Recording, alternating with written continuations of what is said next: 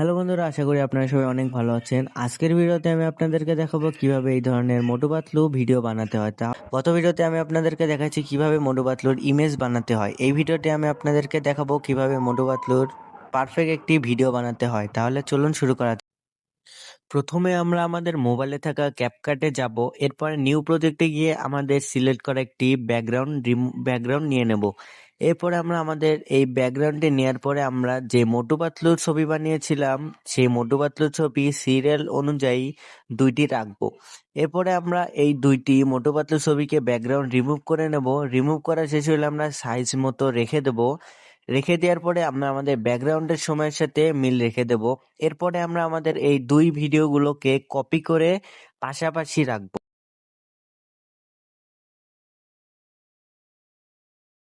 এই দুই ভিডিও আমাদের পাশাপাশি রাখা শেষ হলে আমরা প্রথম ভিডিওটি অর্ধেক অর্ধেক করে কেটে নেব।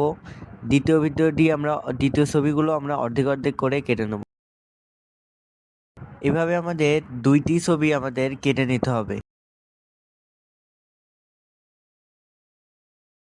আমাদের কাটা শেষ হলে আমরা এর পরের ধাপ হলো আমাদের কি ফ্রেম অ্যাড করা। এর জন্য আমরা দুইটি ছবিকে আলাদা আলাদা করে নেব, এলোমেলো করে নেব, করে আমরা সাইডে রেখে কি ফ্রেম অ্যাড করে নেব।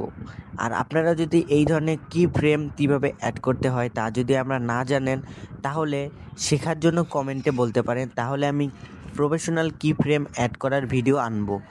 তাহলে দেখেন আমাদের কি ফ্রেম অ্যাড করা শেষ, এবার ভিডিও বানালে সেম দেখতে এরকম হবে।